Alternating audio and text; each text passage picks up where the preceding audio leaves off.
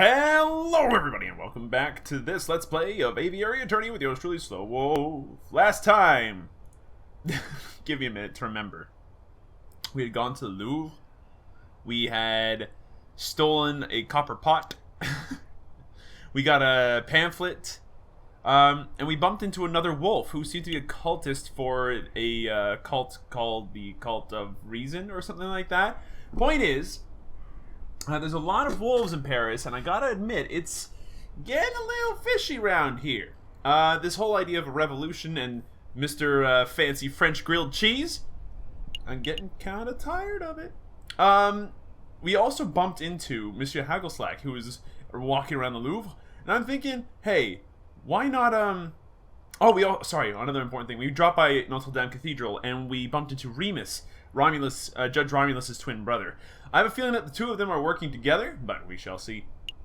And we also bumped into, or saw, Mr. Hagelslack. And you know what? Again, I would like to just preface this. We are using a spoiler-free guide for all this. So that way we get the ending that we want, that we like to a certain degree.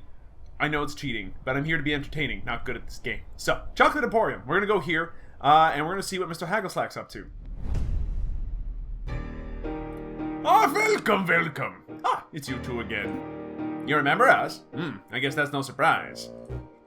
Of course I remember. You are the messieurs who ask many questions and buy little chocolate. I'm afraid I'm afraid we have more questions today, Monsieur Hagelslack. Thanks for being patient with us. Alright, do you know about an uprising? Have you heard any rumors of rebellion in Paris recently?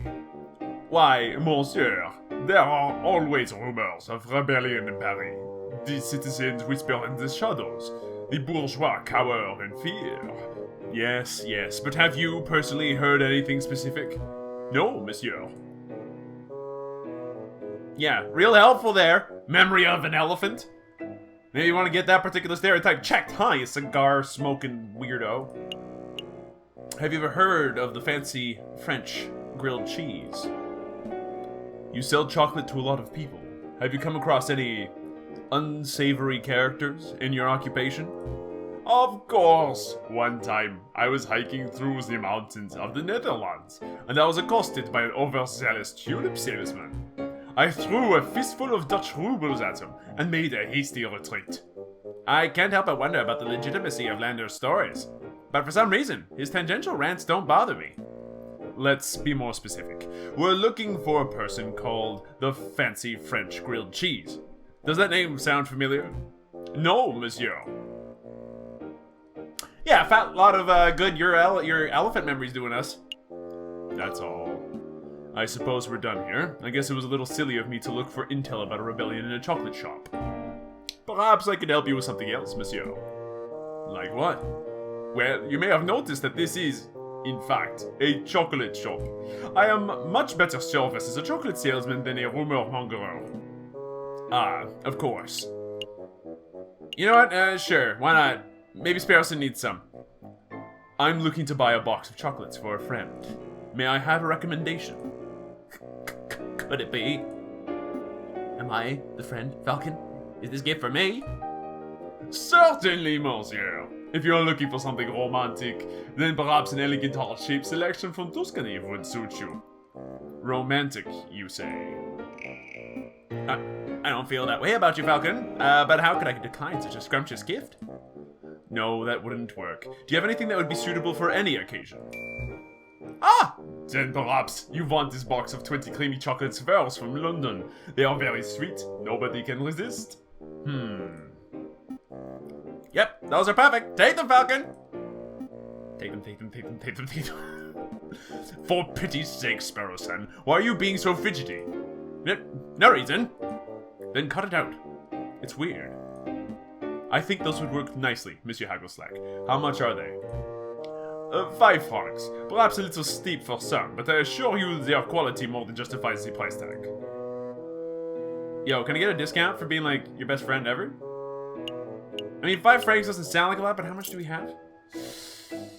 It puts us just a little bit too far in the red. Can I get a discount? Can I get a good guy discount? You know, for being such an upstanding citizen? I really shouldn't, monsieur. I understand. Ha! Just kidding! Of course you can! How about to give you these for free as a token of Belgian generosity? Really? Of course! Because you are such wonderful customers. We are?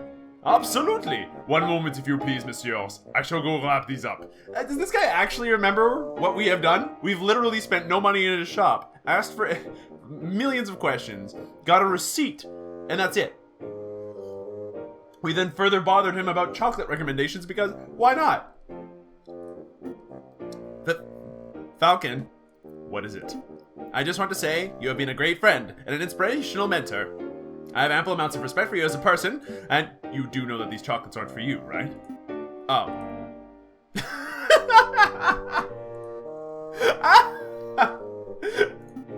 Yeah, I knew that. Good, just making sure. You're breaking my heart, Falcon. I feel so bad for Sparrow. The poor guy. Here you are, monsieur. I'm sure the recipients will enjoy them. A box of chocolates has been added to my evidence. What is our evidence folder filled with so far? Valerity's letter. A copper urn. The Book of Judges. A signed cult guide. In green ink by a man called Sylvius. A box of chocolates. And a shopping list. Yeah, lots of great evidence. Thank you very much, monsieur. And thank you for putting up with our endless questions. Yeah, it has been my pleasure, monsieur. Well, that was fun and useful for everyone involved. Huh. Well then. Where else could we possibly go? I mean, there's lots of different places we can go. But I want to make sure I get the right thing. So, it tells me that we're going to go to the Pont des Arts. Alright, this is where we were fished out of the Seine by the fishermen, so we're probably going to bump into Kingfisher again. He needs a new voice. I'm thinking, with a name like Toussaint, I think we make him sound like a Quebecer. Oh, well, if it isn't the rude lawyer. You know, you owe me, big guy. I owe you? Yep. My fishing line snapped when I dragged you out to the water the other day. I had to buy a new reel. So the way I see it, you owe me 2 francs for the fishing line and 1 million francs for saving your life. I don't have 1 million and 2 francs. Really? But you look so bourgeois. Alright, I'll tell you what. 2 francs for the line and we'll call it even. I don't owe you jack squat. I don't owe you anything, monsieur. You dragged me out of the water of your own volition. So much for gratitude. Well, if you didn't come here to pay your debt, then why are you here? Why are we here? Oh, right, we have some questions. Have you ever heard of the fancy French grilled cheese? Have you heard of a man called the Croque Monsieur? A man called the Croque Monsieur? Nope, does not ring any bells. That is a strange name, though. Did the man name himself after the sandwich, or was the sandwich named after him? I have absolutely no idea. I can only aspire to have a sandwich named after me one day. The Sparrow, thick slices of white bread, mayonnaise, cheese, chicken, bacon, slices of sausage, honey glazed ham. Stop. You'll give us all heart attacks. How's the fishing? So, caught anything good? Today, not a kipper. This new fishing line is really good, but I've run out of bait, so it's practically useless by itself. That's quite an issue. Hey, Falcon, do you think that fishing line would work as the high-grade string Mr. Trouvé wanted? It just might. Say, Mr. Kingley, since you aren't catching anything, would it be possible for us to take that new fishing line off your hands? Sure. What is it worth? Didn't we already go over this fishing line payment business? Yeah, but that was compensation for the old fishing line. If you want to buy this new line, there's a whole separate matter. Also, I saved your life, remember? And I was polite enough not to rub the fact in your face. Much. Fine. So how much did the new line cost? 10 francs. There's no way that line cost 10 francs. You're right. It cost 1, but I added a little markup. That's obscene. I guess it is a bit. I'll tell you what. If you could provide me with some killer bait, I'll give you the line for free. Killer bait? Like worms? Sure. Worms, sweets, whatever. So what'll it be? Do you have some bait, or do you just want me to pay the cash? You know, I have bait. I think I have some bait that you can use, monsieur. Use the chocolates. It's totally gonna work. Would these work as bait, monsieur? All these fancy chocolates? Wow, yeah, these would definitely work. Okay, so I'll just take these chocolates off your hands, and then I'll give you my fishing line. And the deal is made. Sweet. Wait, hold on. Now I have fishing baits but no fishing line. I did not think this deal through. Oh well, can I help you with something else? No, that's it, thanks. I think we're done here. Happy fishing, monsieur. Bye, monsieur fisherman. Hey, you know I hate being called that. Well, too bad, sucker. You just gave me some string. There is no way that this case would be possible without help. I think it's been 3 days, so now we need to go back to R&M Associates, because they should have dug up some dirt on who Croque Monsieur is. So, shall we?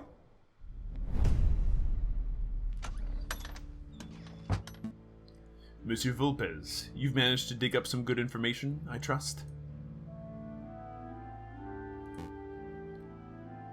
There is good news, and there is bad news. Alright, well, let's hear the good news first.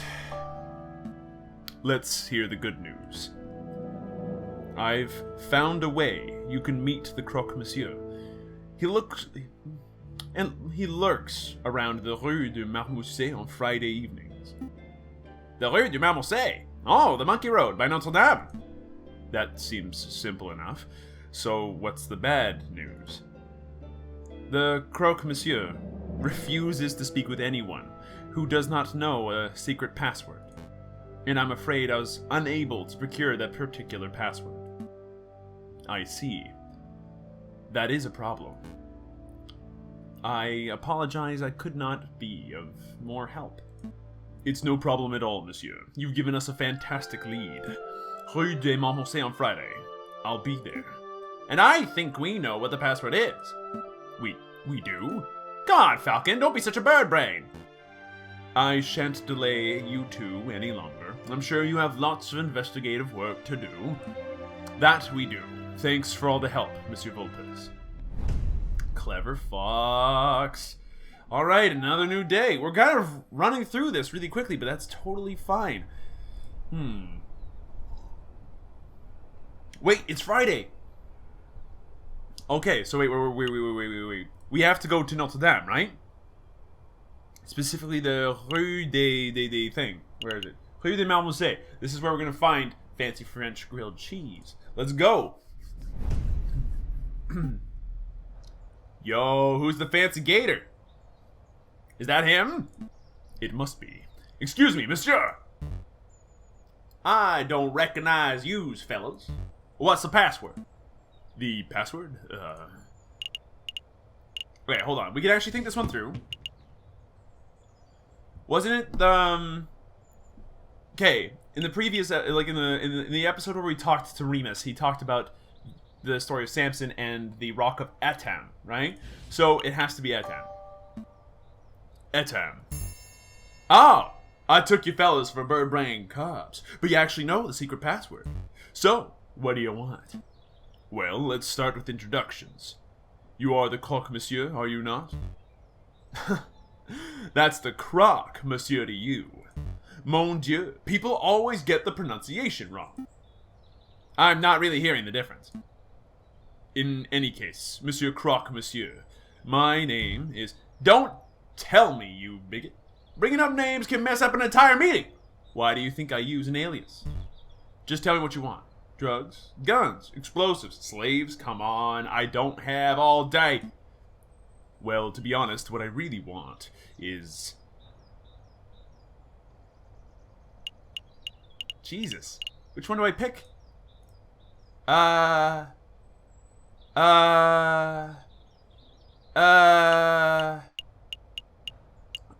You know what? If we tell him immediately, like, if we talk to him immediately, this will spook him. And that will be bad.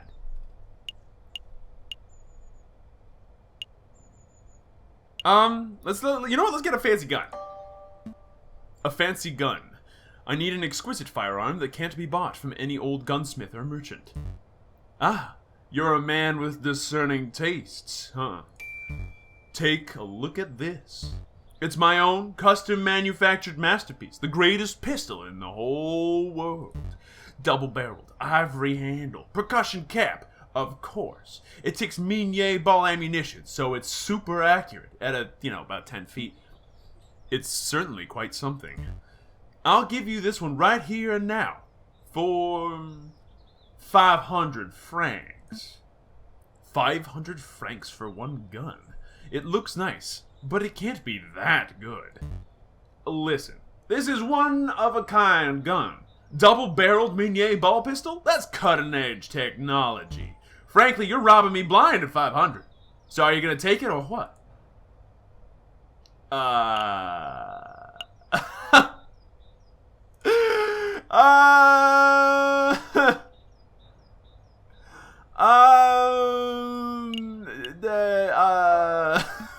To be honest, I don't really have that kind of cash ready to hand over right here and now. That's quite alright. We can do installments. How does 50 francs a month at 10,000% APR... 10,000% APR sound? Well. Sainte Merde! It's the fuzz! Jeez it!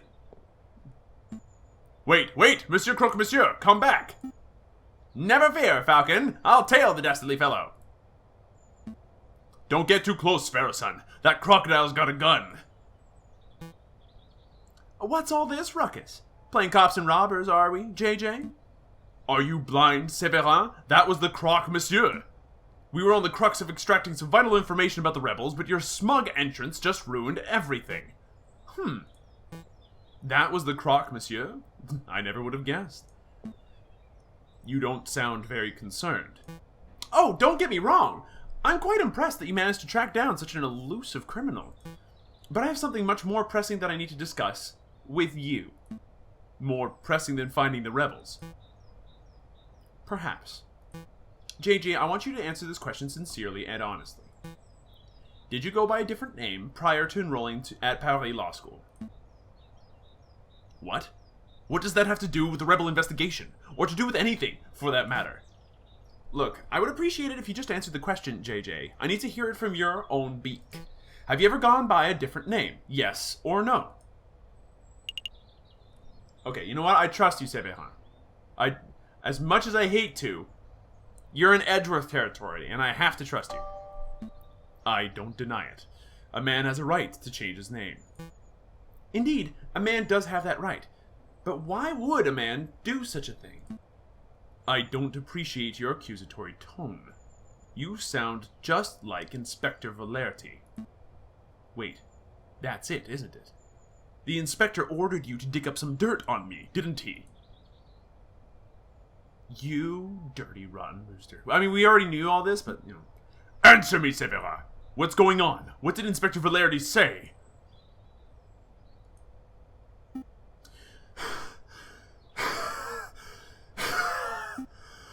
Man! That rock and run! It appears you two are making solid progress with your investigation into the rebel group. I'll be sure to let the inspector know. Where are you going? We haven't finished our discussion, Severin. We have. I've learned what I came here to find out. Good day, JJ. Sparrow son. What? What was that all about? It doesn't matter. Severin's just poking his beak where it doesn't belong. Nosy blighter. So tell me about your little adventure, Sparrow son. You lost the Croque-Monsieur, I take it? Yeah. He looks like a stumpy reptile. But he ran like a gazelle. I lost him in no time at all. I see. Well, with the Croque-Monsieur's lead gone, our investigation has reached a dead end. Not entirely. He dropped something during the chase. He dropped something? What exactly? I'll show you. Follow me.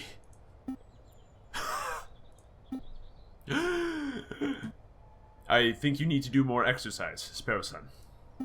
Don't judge me. Ow. Ow. Ow. Mon Dieu, what is it now? Muscle cramp? No. My foot's hurting. I think I got something in my shoe. Well, grit your beak and bear it. This is around where you saw the crocodile drop something, yes? Yeah, somewhere around here. Then let's put on our investigation hats and find whatever it is. Alright, well, we gotta look around. What's this? The sign is difficult to read. The paint has faded. The Trottle Fruitier? Truc del Fruitier. There's no way it says that. You just made those words up. All words are made up, Falcon. Sparrowson's not wrong. Every single word in every single language is an invention in order to describe an idea that a human has had or seen, or to describe something so that way we can communicate as a species, which allowed us to actually evolve as a social, creature, that allowed us to propagate as a, animal, so on and so forth. Long story short, all ideas are words, all words are ideas, and everything that's an idea we've made up. Select an area to examine. What's this? I see hanging bushels of onions. Bushels? That can't be right. It's sprigs. Sprigs of onions. How about bundles of onions? That's pretty neutral. Confederacies of onions. Okay, we're done. No, wait. Flocks of onions. We are done. Trash can. An empty cart. Somebody has scrawled the word Descartes on it. The owner's name, perhaps? No, that's a pun. I don't think so, Falcon. See the graffiti on the wall behind you? Day wall. Somebody thinks day funny. That's amazing. Descartes, day wall, day falcon. Anyway, ooh, what's this? Noah's bar. All animals are welcome. Except mosquitoes. You bloodsuckers can go get your fix someplace else. Noah feels pretty strongly about mosquitoes, huh? Well, he has a point. I'm not saying all mosquitoes are bloodsuckers, but... Whoa, Falcon! Keep it classy. I'm just stating the fact. Yo, that's... Oh my goodness. Okay, so that's probably what we need to pick up. I'm gonna examine everything, though. Does that street lamp look broken to you? Yep, I think all the lamps on this street have been vandalized. The ground is covered in glass from the broken planes. Oh, that explains why my foot is hurting. It does? There's glass in the sole of my shoe. I must have trodden on some shards while chasing after the croque monsieur. Oh no, my good shoes are ruined! Well, I wouldn't say good. You paid 20 cents for them. File this away in the evidence folder. You want me to file away the broken glass? Yep, I'm filing an official form of complaint to the government. Their faulty street lamp has ruined my shoes, and I am owed compensation. I think government officials have better things to do than worry about your 20-cent shoes, Sparrow-son.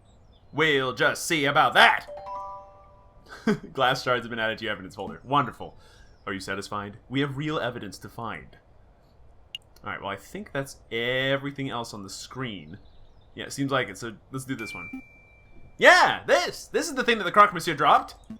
It's a list. 40 muskets, 20 pistols, gunpowder, 3,000 musket butts to be delivered to the sleeping city. This is an invoice. I don't see any names on here, but given the contents and quantities, the goods are probably intended for the rebels. Excellent find, Sparrow-son.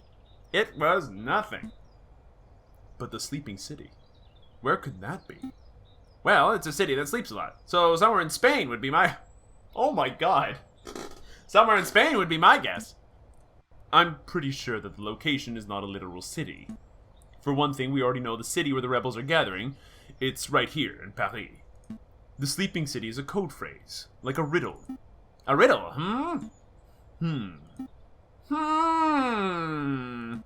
Well, I'm stumped. And hmming is getting us nowhere. We must find someone who can solve it. We need a person who is knowledgeable about all manner of riddles and puzzles.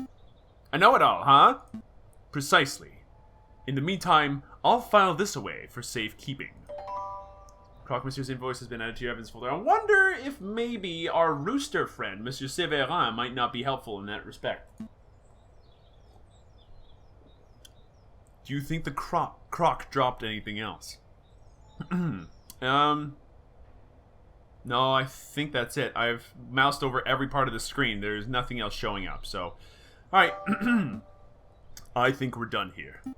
Okay, I guess we can always come back if we think we've forgotten something or whatever. Okay. A new day, not a problem. Alrighty, okay. We should check out at least one more place, right? Yeah. Oh wait, there's one more. La Lionne. The Lioness, huh? Okay, what is this?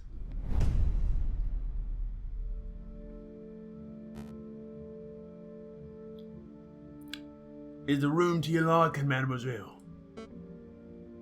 Do not call me that. My apologies, madam. But what are your thoughts? Is the room suitable?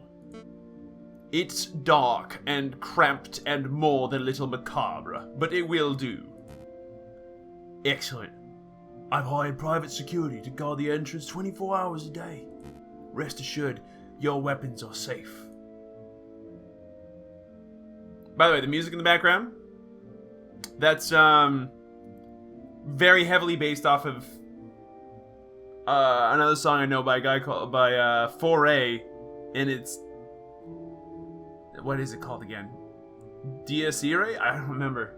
Nuts, but it's super freaking now I've forgotten the English word for that too. Familiar. There we go. Anyway, her name is Beaumont. Beautiful death. Interesting. Tell me, friar, what are we doing the right thing? Of course we are, madame. There cannot be change without bloodshed. No revolution without revolution. Surely you aren't having second thoughts. Of course not. I want nothing more than to serve justice to the corrupted rulers of this country. When that time comes, I'll be the one to pull the trigger. Alright, so we've got a leader to the rebels. Great. Awesome. Fantastic. And it's a lioness. Color me scared. Okay, well we should check out the Bibliothèque Cachée, apparently. So let's go here. And you want to know why? Because this guy knows everything. And if there's anything that can help us out with our current conundrum with this riddle, wherever it went. Here we go, the Croc's invoice, the Sleeping City. This guy would know. Do you think Nathan likes riddles? Oh my god, that's terrible. Of course. All librarians like riddles. It seems like a bit of a stereotype, that's all I'm saying. Stereotype or not, we have to hope that it's true. That boffin is our best chance at getting to the bottom of this. Time to put our polite faces on. He's here now.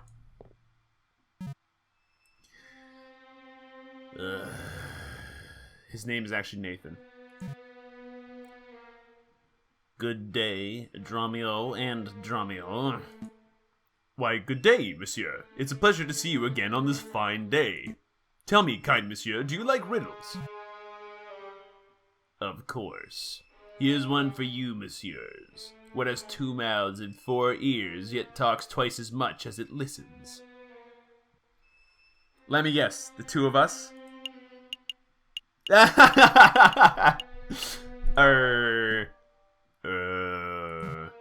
You. It's you, messieurs, you. You come in here yammering and yelling, never stopping to close your beaks for 1 minute. Oh! Very good, monsieur. Laugh, Sparrow son. We need to get into his good books. Pun not intended, I'm sure. Ha ha ha ha! What was that? Sorry, I can't fake laugh. Oh, mon Dieu. Stop this farce. You, messieurs, obviously have some inane riddle you want solving, so let's hear it. Go on. Spit it out. Oh, right. Well, if we were to say that there's a place called the Sleeping City in Paris, where would it be? That's a new one. The Sleeping City.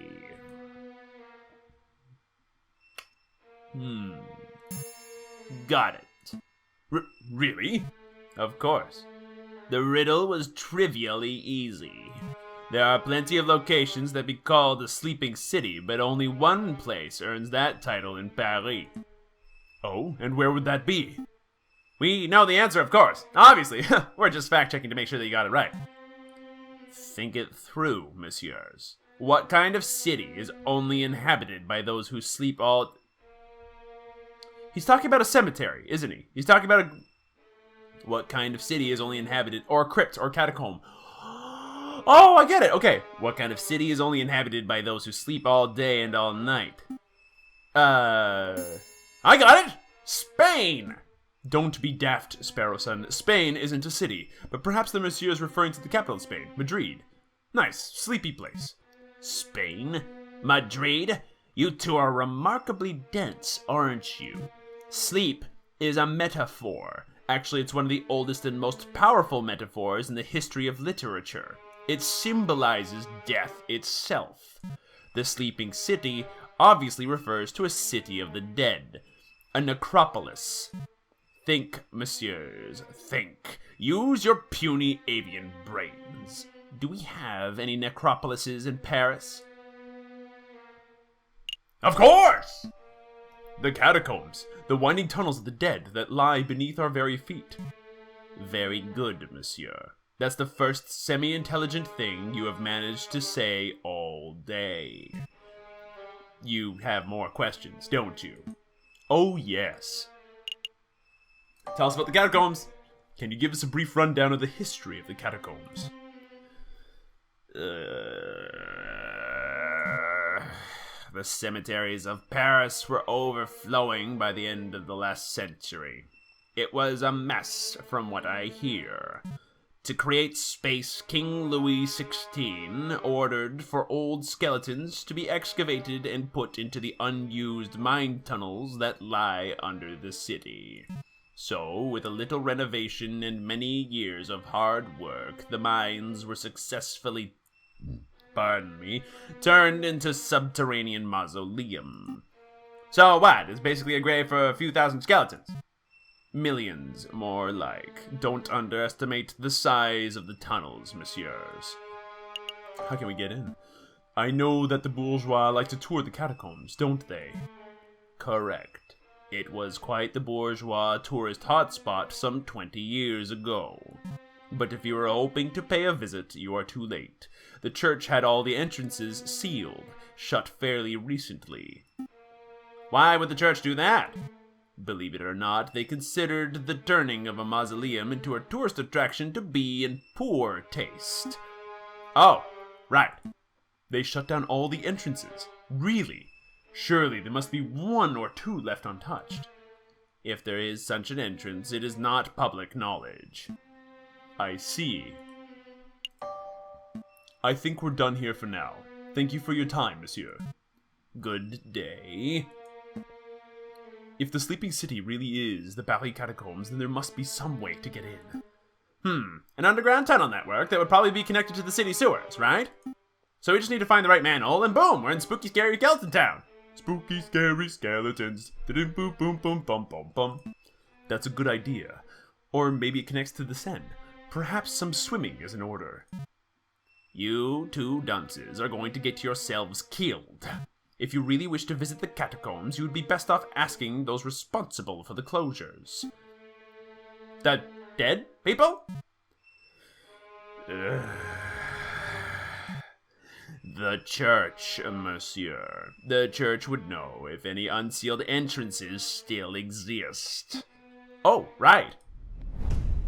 Well, you know, kind of duh, but yeah, you know, it was worth mentioning, right?